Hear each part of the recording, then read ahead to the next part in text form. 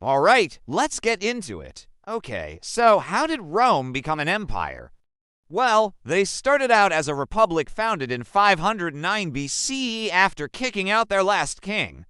Now, Rome wasn't big at first, but over the next 200 years, they gobbled up neighboring Italian states. His son, Commodus, took the throne and turned out to be a real piece of work. He cared only about chariot racing and gladiator games. He became emperor in 284 CE and saved Rome from collapsing. Bad emperors, economic woes, and constant attacks from outside were taking a toll. In 410 CE, the Visigoths sacked Rome. That's right, they looted and pillaged the Eternal City. And in 476 CE, everything changed. In 1453, the Ottoman Turks invaded Constantinople, and well, that marked the end of the Byzantine Empire. Rome may have fallen a century earlier, but its influence lived on through laws, architecture, art, and language. In fact, many of our modern ideas about government and society can be traced back to ancient Rome. So yeah, the Roman Empire might be long gone, but its impact is still pretty huge. A Germanic general named Odoacer deposed the last Western Roman emperor, Romulus Augustulus. It was a dramatic moment.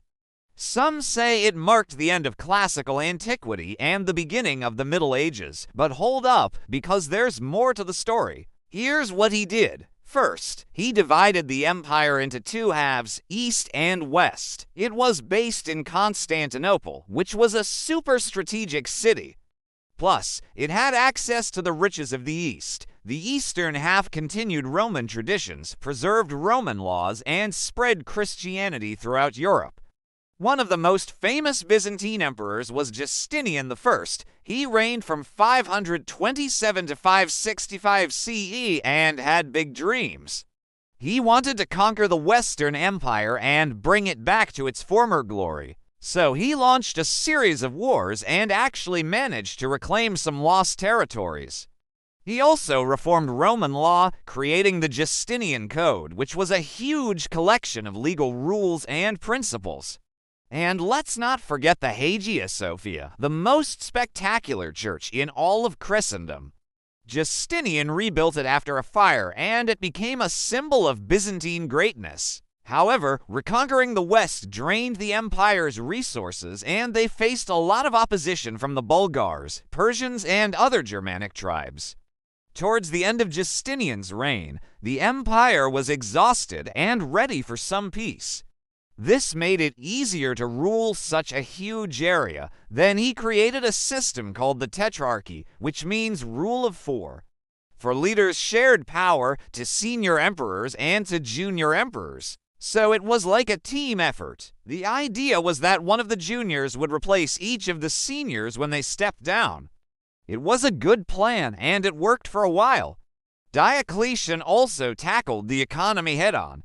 He fixed prices, reformed the currency, and raised taxes. And let me tell you, those taxes were no joke.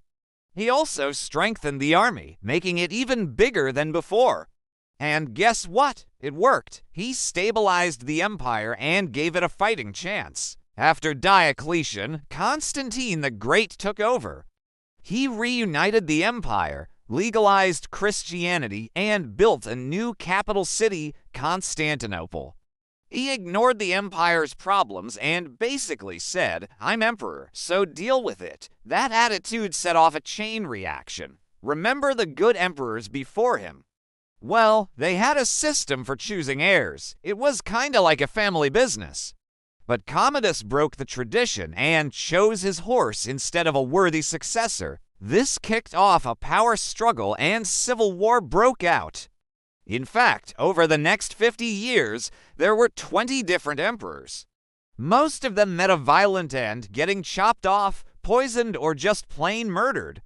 To make things worse, the economy was tanking. Inflation was through the roof, and the empire was going broke. To add insult to injury, outside invaders were causing trouble again. The Germanic tribes in the north and the Sasanians in the east were causing chaos. The empire was being pulled in different directions, and no one was sure how to fix it. It was a total mess. Also, they kicked but in 3 wars against the Carthaginians, a powerful North African empire. The last one, the Third Punic War, was brutal.